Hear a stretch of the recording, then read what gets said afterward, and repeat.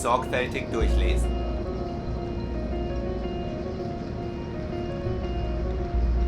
Bestimmungen. Erstens.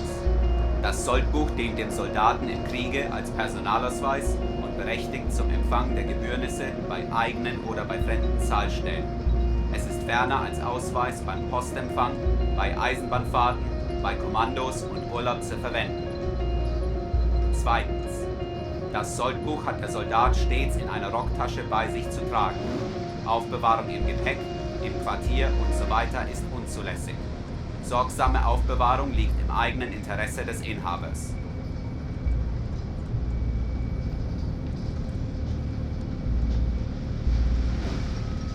This German army passbook survived my father's early death, and the association with the swastika remained hidden for most of my life. And now I am on the first part of a journey to discover this past. Orphaned by the death of my father when I was 9 years old, left with only a few memories and a couple of objects to replace my dead parent. My son Josef rekindled an interest in our family history, and we travel on this journey together.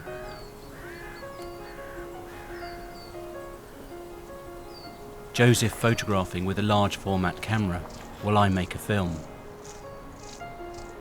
We journey as collaborators, and I feel a sense of anticipation in uncovering my father's past with my own son. Few traces remain on the Scottish borders of displaced soldiers who arrived here from the turmoil of mainland Europe during the Second World War. Galashiels is now a small, sprawling service town. Scraps of reminiscence recall the 1940s and the effects of an influx of fleeing humanity had on this small community. Old buildings now drifting into ruin were filled with the billeted soldiers of the Polish army.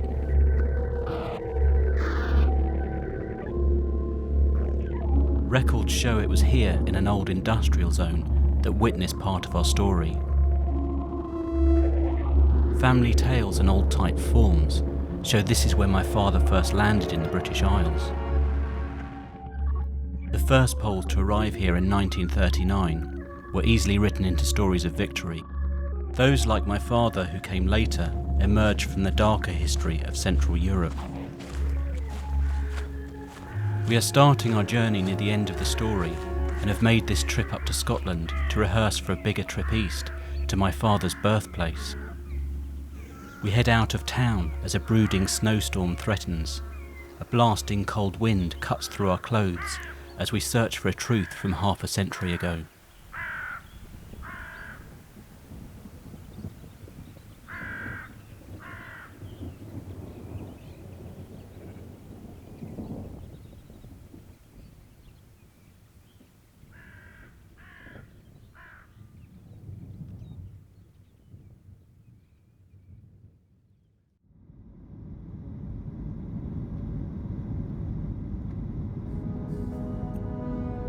Soldbuch für Grenadier Zbigniew Konczak. Geboren am 11.02.25 in Pleschen, Posen. Religion katholisch. Beruf Zeichnerlehrling. Personalbeschreibung. Größe 1,71 Meter. Haar mittelblond. Augen blau. Touchdown in Silesia. We churn through the flat landscape towards Pleszew in Upper Silesia, driving south in our shiny black hire car. The snow has recently melted to reveal the earth, and it feels like we too are peeling back layers, encountering each other as adults for the first time, as we head off from the major routes to find hidden landscapes. This region has its own history. Known as Prussia, the shifting borders on the west were realigned when the area was reclaimed as Poland at the end of the First World War.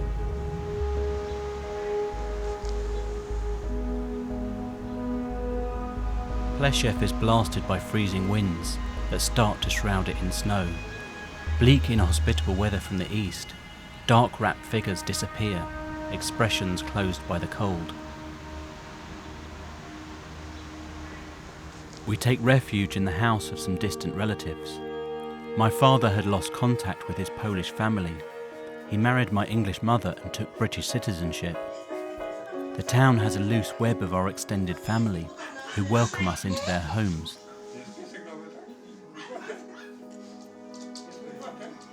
Spurred on by the discovery of a set of beautiful black and white photographs from the family archive, we set off to explore the factory, a place that must have occupied the attentions of my father's early life, as his father managed the place and also lived next door.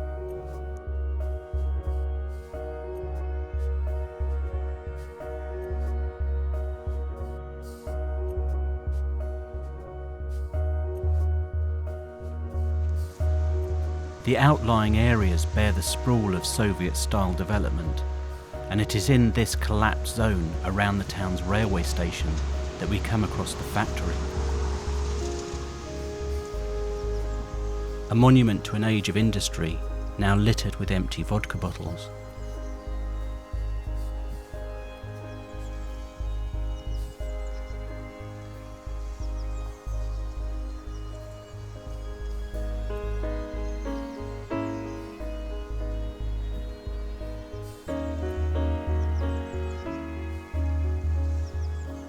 The first bombs fell on September the 1st, 1939, and we heard on the radio that the Germans had crossed the Polish border.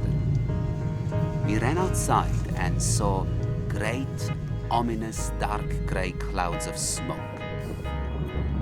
In the next few days, the news from the front was bad. Store supplies were dwindling, and new ones were not arriving. And it was dangerous to travel in search of food during the day, as the Luftwaffe was everywhere. Later, when the Germans occupied Poznan, they had everything organized. All the schools were reopened and all the teachers were German, teaching us in German.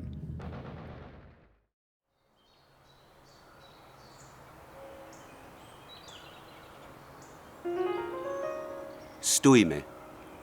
Jak cicho. Słyszę ciągnące żurawie, których by nie dościgły źrenice sokoła.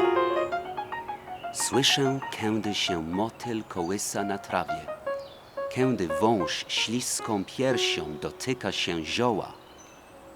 W takiej ciszy tak ucho natężam ciekawie, że słyszałbym głos z Litwy. Jedźmy, nikt nie woła.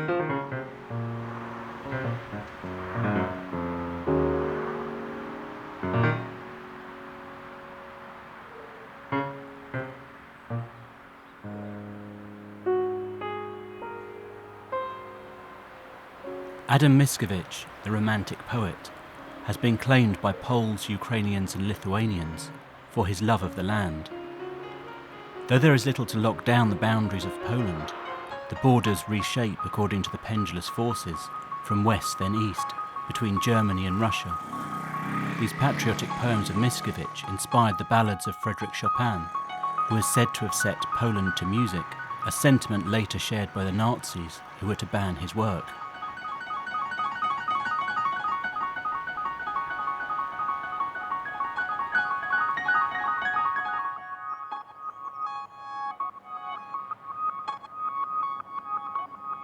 It has been claimed that the enduring element of Polish culture has been its Catholicism, separating it from Lutheran to the west and Orthodox to the east. The rural landscape of Poland is littered with wayside shrines, depicting the iconography of Catholicism, kapliczki. Although we are both atheists, we punctuate our pilgrimage south by searching out these man-made chapels, a simple task that gives us direction and rhythm.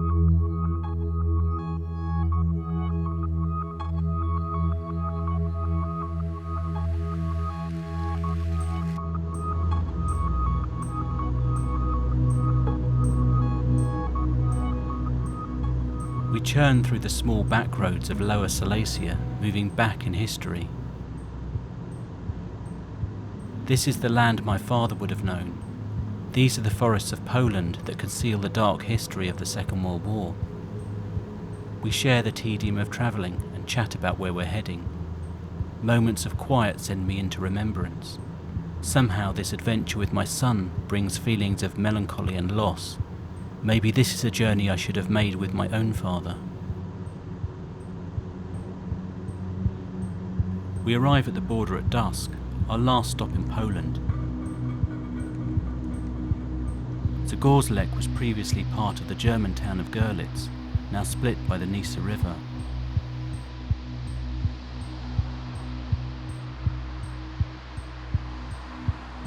Our hotel is typically Polish, a beautifully crafted timber frame building that was moved here and rebuilt as an outpost of a romanticised Polish past. We sit in the restaurant and drink beer, sandwiched between the low rumble of traffic on the main road across the border and an out-of-town shopping centre. We toast the warm and friendly country we are about to leave in this kitsch and slightly unreal rendering of history.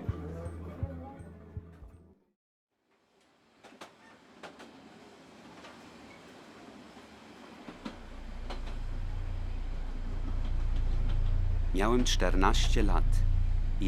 I was 14 years of age, and like most of the families in the area, my father had agreed that we become part of the Volkslist.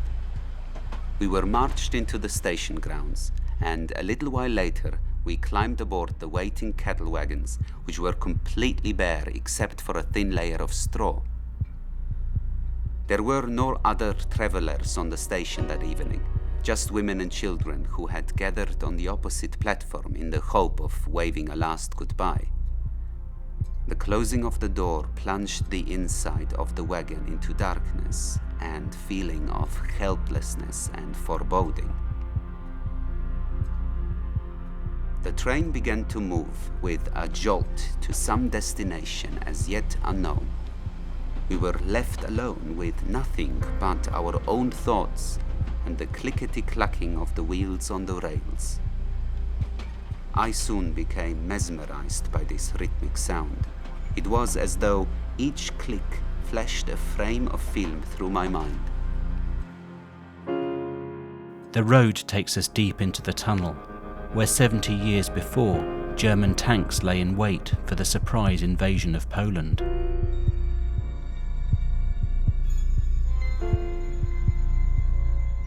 Nazi Germany needed more than simply an army of slaves and starving camp inhabitants to support the expansive vision of controlling Europe. Like many Silesians, my father's family were offered the opportunity to join the Volkslist, a German identity, better food supplies and opportunities in return for coercing my father into the German army. This generation of false conscripts carried a burden.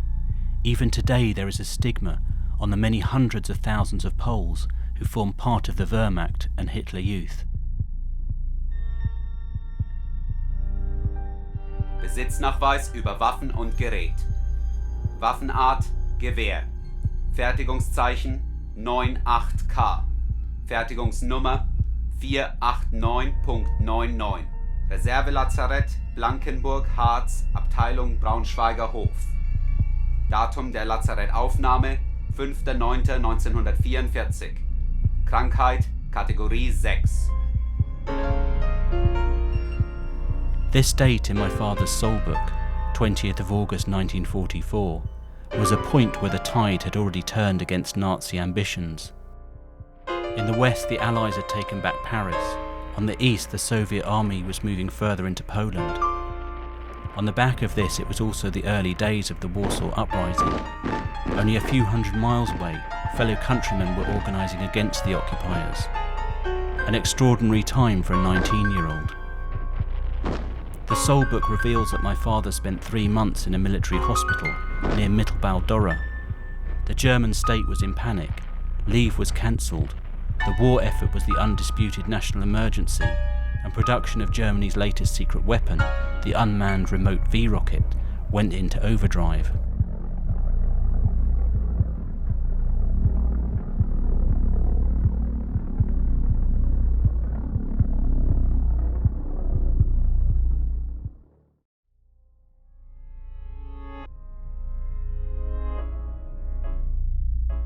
We make our way across the bland landscape of southeast Germany, skirting the Harz Mountains. Each town passes in a blur, as we seem to be travelling through an indistinguishable flatland. A detour takes us to some disused railway sidings.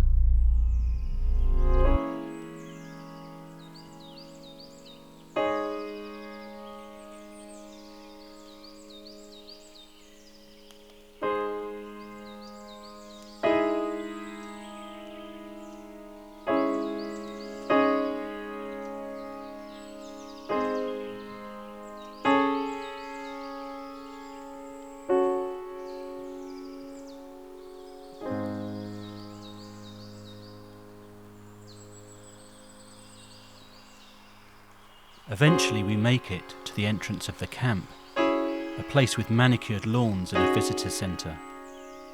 Questions hang over these appalling sights. How long will they remain and hold our attention? It may not be too long before the horrors become eclipsed by some grander human tragedy.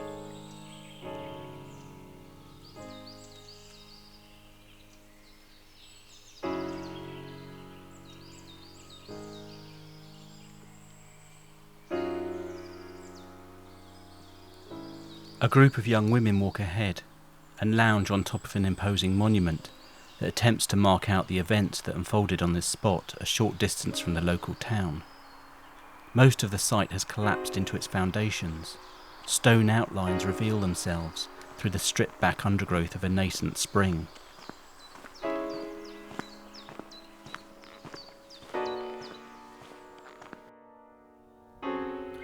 The innocence of birdsong shrouds the bushes and masks history against the prying imaginations of the visitor's mind.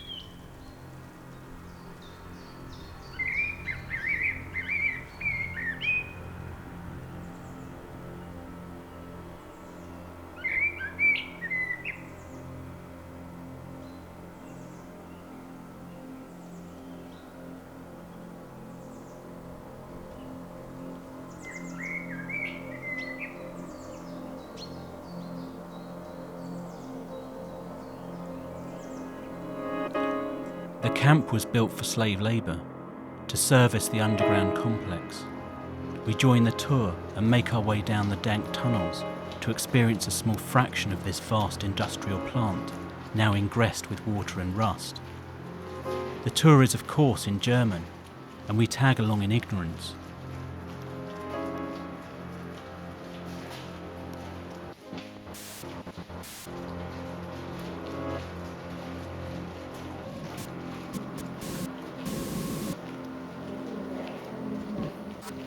The camp came into being when the building of V-2 rockets moved here in the summer of 1943. These were the rockets that fell on London during the Blitz, killing off much of the English half of my family.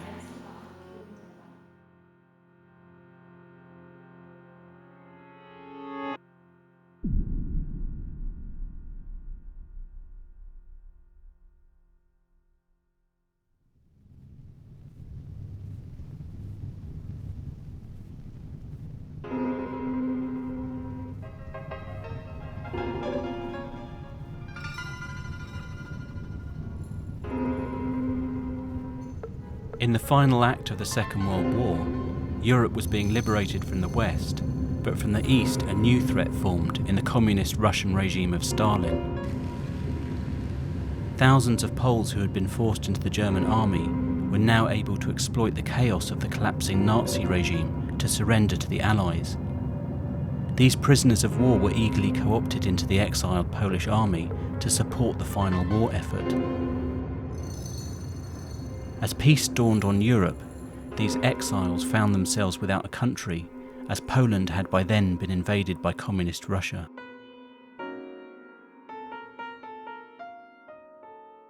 At first, we had all wanted to return to Poland, but it became apparent that this was impossible. We knew that we had been betrayed. The British didn't even allow us to march in the victory parade. At that time, everyone loved Stalin. When the British saw Stalin in the cinema, they applauded, and we were a thorn in the British government's flesh.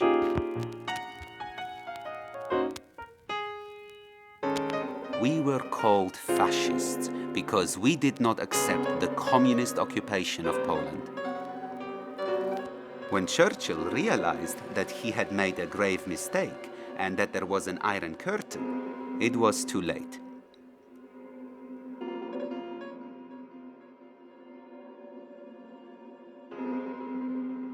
The most important thing was to start a new life, but we were in effect stateless, living out of suitcases in rented accommodation. The British were not happy to have so many Poles in Britain. All you heard from every side was, "Why don't you go home?" I got a letter from my mother asking me to return to Poland. Then I received another letter from a relative telling me not to come and that the previous letter had been dictated, that my mother had been forced to write it.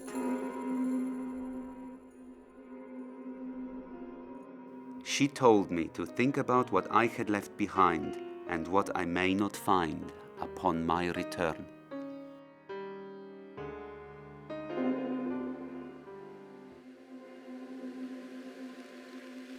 Europe was in ruins, physically and emotionally. My father broke off all contact with his family. Unlike many compatriots who were driven into harsh manual labour and decades of ghettoisation, my father went to university in London. He studied engineering and equipped himself for a middle-class life in the suburbs of London as a naturalised British citizen, the connection with Poland gradually eroding.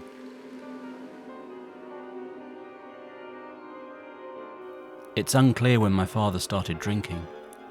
Recollections revolve around empty bottles of vodka that clanked around the suburban family home, falling asleep to the sound of arguments and fights. My earliest memory is of running from the house across the quiet back roads of suburbia with a mission to call the police from a public phone box. Decades later I went back. The red call box had since disappeared, its presence marked by a faint imprint.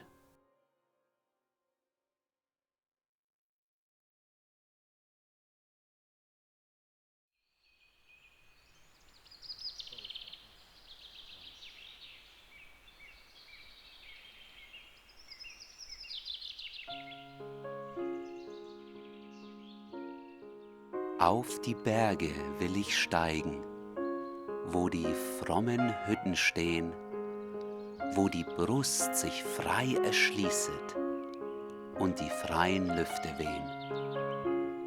Auf die Berge will ich steigen, wo die dunklen Tannen ragen, Bäche rauschen, Vögel singen und die stolzen Wolken jagen.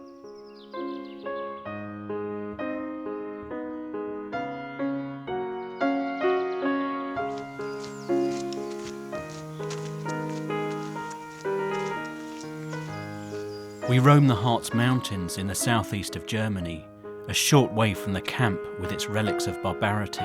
It is time to slow down to the pace of feet rather than wheels. We're off season, the place is deserted. The closed and empty shops and restaurants hint at the decades when the Iron Curtain split the range in two, an artificial border to stop economic and cultural exchange.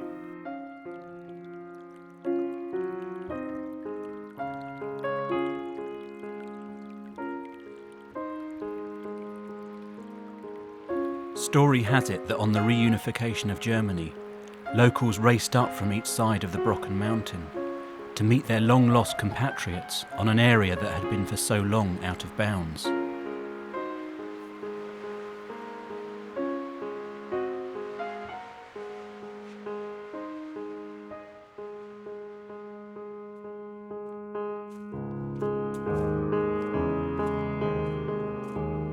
There are few imprints on this landscape that reflect its history. The years of Cold War inertia only serve to reinforce its isolation and reserve. This is our final destination. The Soul Book has this region as my father's final posting.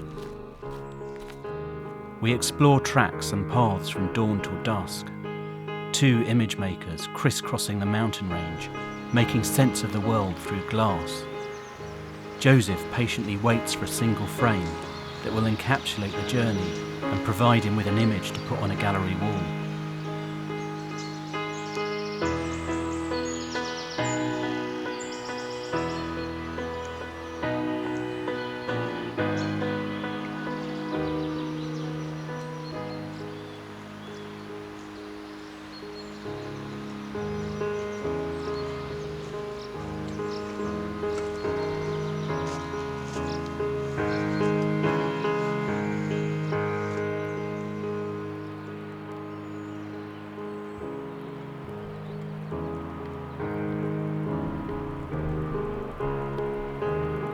We find ourselves returning to a ravine with an imposing view, reminiscent of Caspar David Friedrich, who often came to these mountains for inspiration.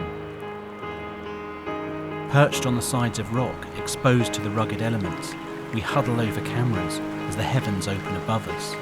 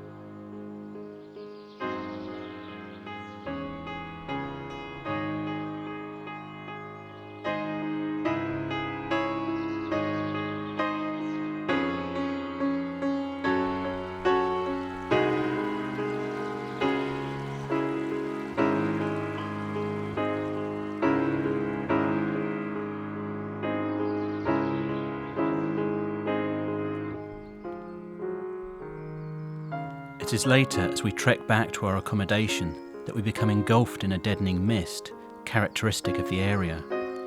A blue haze falls with the dusk, and we simultaneously and without word or gesture set up our cameras. We have found the soul of our journey in this shrouded landscape.